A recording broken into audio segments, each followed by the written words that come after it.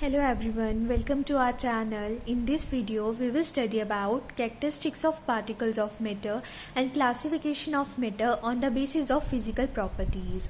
Let's start with characteristics of particles of matter. The particles of matter are very small. They have spaces between them. They are constantly moving and they attract each other. अब हम कुछ experiments पढ़ते हैं इन characteristics को prove करने के लिए। पहला है the particles of matter are very small, मतलब जो मैटर के पार्टिकल्स हैं वो बहुत ज़्यादा छोटे हैं। सबसे पहले इस एक्सपेरिमेंट को करने के लिए हमें बीकर चाहिए, पोटेशियम परमैंगनेट के क्रिस्टल्स चाहिए और वाटर चाहिए। हम थोड़े से वाटर में जब पोटेशियम परमैंगनेट को डालते हैं तो हम देखते हैं कि उस सॉल्यूशन का कलर डीप पर्पल होता है, मतलब बिल्कुल डार्क पर्पल कलर का होता है। अब अगर हम इसी सॉल्यूशन का 10 ml एक दूसरे बीकर में डाल देते हैं जिसमें 90 ml वाटर है तो इसका कलर थोड़ा सा लाइट पर्पल होता है। जब हम इसको फिर से इसी तरीके से डाइल्यूट करते हैं तो कलर और लाइट हो जाता है और फिर से हम इसी सॉल्यूशन का 10 ml 90 ml वाटर में ऐड करते हैं तो उसका कलर पिंक हो जाता है और इसी तरीके से डाइल्यूट करते करते बहुत लाइट पिंक कलर का हमारा सॉल्यूशन बन जाता है। तो इस एक्सपेरिमेंट से हमें क्या पता चला कि जो इंटेंसिटी है कलर की वो डिक्रीज होती जा रही है जैसे जैसे हम डाइल्यूशन करते जा रहे हैं, लेकिन इतनी ज़्यादा डाइल्यूशन करने के बाद भी जो पोटेशियम परमैंगनेट का कलर था वो हमारा वाटर में शो हो रहा था। तो इसका मतलब क्या है कि जैसे जैसे डाइल्यूशन होती गई तो जो पोटेशियम परमैंगनेट के क्रिस्टल्स थे वो ब्रेक होने लगे छोटे छोटे पार्टिकल्स में और पूरे वाटर में स्प्रेड होते होते वो उसको कलर देने लगे। अब नेक्स्ट कैरेक्टरिस्टिक है हमारी the particles of matter have spaces between them. इसके लिए हम क्या करेंगे, शुगर लेंगे और शुगर को हम वाटर में डिज़ोल्व करेंगे स्टीरिंग करके। तो हम क्या देखेंगे कि जो वाटर की वॉल्यूम है जितनी वो शुगर को डिज़ोल्व करने से पहले थी वो सेम रहेगी। तो इससे क्या पता चलता है कि जो शुगर है उसके क्रिस्टल्स भी सेपरेट हो गए थे, मतलब ब्रेक हो गए थे छोटे छोटे पार्टिकल्स में, और वो जो टाइनी पार्टिकल्स थे शुगर के वो वाटर के पार्टिकल्स के बीच में जो स्पेस थी उसमें चले गए, जिसकी वजह से जो वाटर की वॉल्यूम थी उसमें कोई भी इंक्रीज नहीं हुआ शुगर को ऐड करने के बाद। अब नेक्स्ट कैरेक्टरिस्टिक है कि जो पार्टिकल्स है वो हमेशा मूव करते रहते हैं। इसके लिए हम ऑलरेडी एविडेंसेस पढ़ चुके हैं, डिफ्यूज़न और ब्राउनियन मोशन। अब इसके लिए हम एक डिफ्यूज़न का एग्जाम्पल पढ़ सकते हैं। जब हम कॉपर सल्फेट क्रिस्टल्स को वाटर के अंदर डिज़ोल्व करते हैं तो जो सॉल्यूशन का कलर है वो ब्लू हो जाता है। ऐसा क्यों?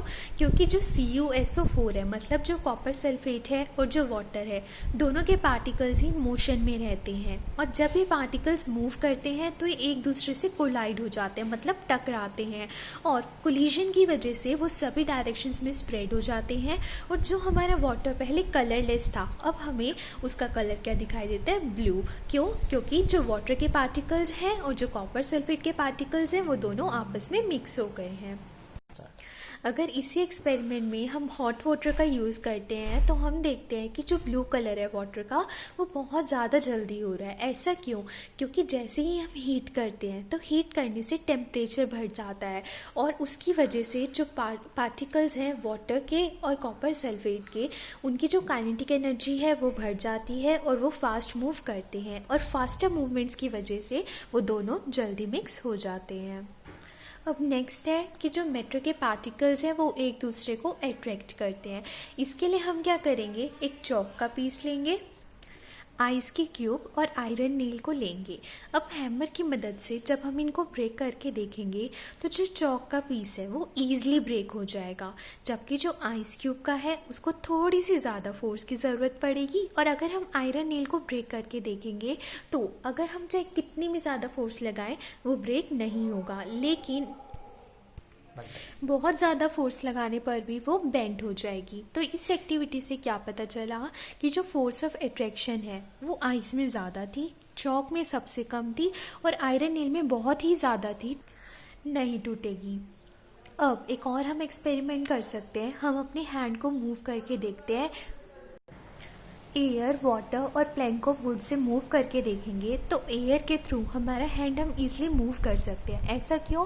क्योंकि जो एयर के पार्टिकल्स हैं उसके बीच में बहुत बहुत कम फोर्स ऑफ अट्रैक्शन है, जबकि वाटर के पार्टिकल्स के बीच में जो स्पेस है मतलब फोर्स ऑफ अट्रैक्शन है वो थोड़ी सी कम है।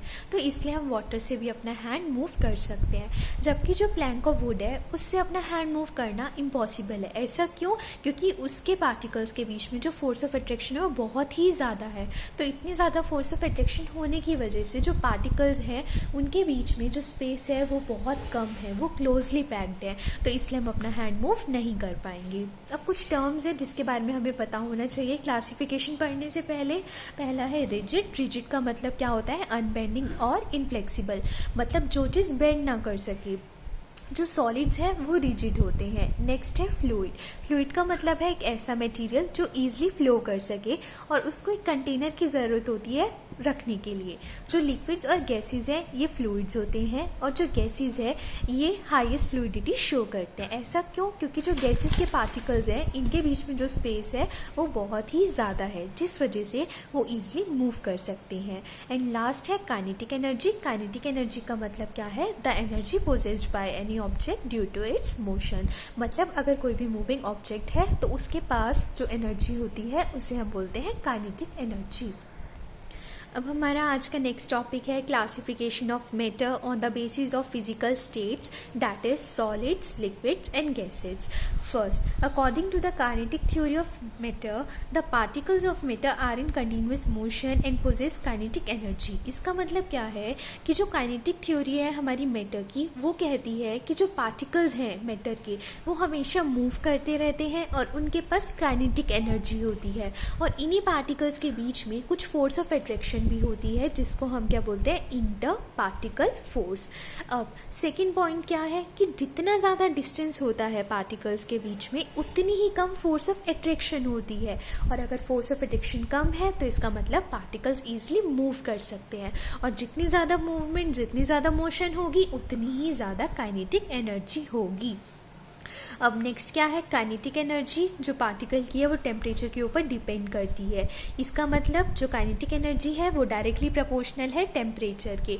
अगर काइनेटिक एनर्जी बढ़ेगी तो टेम्परेचर ज़्यादा होगा, अगर टेम्परेचर कम होगा तो काइनेटिक एनर्जी कम होगी। हमने अभी एक एक्सपेरिमेंट पढ़ा था कॉपर सल्फेट वाला, उसमें यही था कि अगर हम कोल्ड वाटर लेते हैं या फिर नॉर्मल वाटर लेते हैं तो जो हमारे वाटर का कलर है वो थोड़ा सा धीरे चेंज हो रहा है, लेकिन अगर हम गर्म पानी लेंगे तो जो हमारा वाटर का कलर है वो ब्लू थोड़ा जल्दी हो जाएगा। तो उस एक्टिविटी से शो होता है कि जो हमारी काइनेटिक एनर्जी है वो टेम्परेचर के ऊपर डिपेंड करती है। If temperature is high then kinetic energy will be high, and if temperature is low then kinetic energy will also be low। तो हम कह सकते हैं कि तीन प्रॉपर्टीज जो मैटर की स्टेट को डिसाइड करती है वो है डिस्टेंस पार्टिकल्स के बीच का, सेकेंड फोर्स ऑफ अट्रैक्शन कितनी है पार्टिकल्स के बीच में, and last is kinetic energy. जो सॉलिड्स हैं उनके पार्टिकल्स के बीच में डिस्टेंस बहुत कम होता है। इसका मतलब क्या है कि फोर्स ऑफ अट्रैक्शन बहुत ज़्यादा है तो पार्टिकल्स मूव ही नहीं करेंगे, इसलिए काइनेटिक एनर्जी लीस्ट है। Next liquid. अगर लिक्विड की बात करें तो जो डिस्टेंस है उनमें सॉलिड से थोड़ा सा ज़्यादा होता है पार्टिकल्स के बीच में, तो हम कह सकते हैं कि जो फोर्स ऑफ अट्रैक्शन है वो सॉलिड से थोड़ी सी कम होती है और जो काइनेटिक एनर्जी है वो कम होती है। अब गैसेस की बात करें तो गैसेस के पार्टिकल्स के बीच में डिस्टेंस बहुत ही ज़्यादा होता है और जो फोर्स ऑफ अट्रैक्शन है वो ऑलमोस्ट नेग्लिजिबल होती है। तो जो पार्टिकल्स हैं वो ईजिली मूव कर सकते हैं, तो काइनेटिक एनर्जी इनकी हाईएस्ट होती है। अब हम स्टार्ट करते हैं सॉलिड से। जो सॉलिड्स हैं इनके अंदर पार्टिकल्स क्या होते हैं? क्लोजली पैक्ड, मतलब बहुत पास पास होते हैं। पार्टिकल्स के बीच में फोर्स ऑफ अट्रैक्शन बहुत ही ज़्यादा स्ट्रांग होती है, जिसकी वजह से वो मूव ही नहीं कर पाते और अपने फिक्स पोजीशंस पर ही रहते हैं। जो पार्टिकल्स हैं वो अपनी पोजीशन पर ही वाइब्रेट करते हैं सिर्फ। पहला क्या प्रॉपर्टी है सॉलिड की? जो सॉलिड्स होते हैं उनकी फिक्स शेप होती है। क्यों? क्योंकि जो पार्टिकल्स हैं वो क्लोजली पैक्ड है और इनकी पोजीशन फिक्स्ड है, वो मूव नहीं कर सकते। सेकंड, जो सॉलिड्स हैं इनकी फिक्स्ड वॉल्यूम होती है क्योंकि जो स्पेस है पार्टिकल्स के बीच का वो फिक्स्ड है। थर्ड क्या है कि जो सॉलिड्स है कंप्रेस नहीं हो सकते। क्यों? क्योंकि पार्टिकल्स इतने ज़्यादा पास हैं कि उनके बीच में स्पेस है ही नहीं, और अगर स्पेस है ही नहीं तो चाहे कितनी भी फोर्स लगाएं वो कंप्रेस होंगे ही नहीं। नेक्स्ट क्या है, जो सॉलिड्स हैं इनकी हाई डेंसिटी होती है। हाई डेंसिटी क्यों होती है? क्योंकि जो पार्टिकल्स है वो क्लोजली पैक्ड है। तो क्लोजली पैक्ड है तो इसका मतलब क्या है कि एक ही स्पेस में जो नंबर ऑफ पार्टिकल्स है वो बहुत ही ज़्यादा होंगे, जिसकी वजह से जो सॉलिड है वो हाईली डेंस होते हैं। अब नेक्स्ट प्रॉपर्टी है कि जो सॉलिड्स है वो अपना कंटेनर कंप्लीटली फिल नहीं करते। तो इसका भी सेम रीज़न यही है कि जो फोर्स ऑफ अट्रैक्शन है पार्टिकल्स के बीच में वो बहुत ही ज़्यादा है, जिसकी वजह से वो अपनी जगह को नहीं छोड़ पाते हैं और कंटेनर जो है उसको फिल नहीं करते। तो जो उनकी जो शेप है वो फिक्स्ड है। अब नेक्स्ट क्या है, जो सॉलिड्स हैं फ्लो नहीं करते क्योंकि जो पार्टिकल्स हैं उनके बीच में फोर्स ऑफ अट्रैक्शन इतनी ज़्यादा है कि उनकी पोजीशन फिक्स्ड है।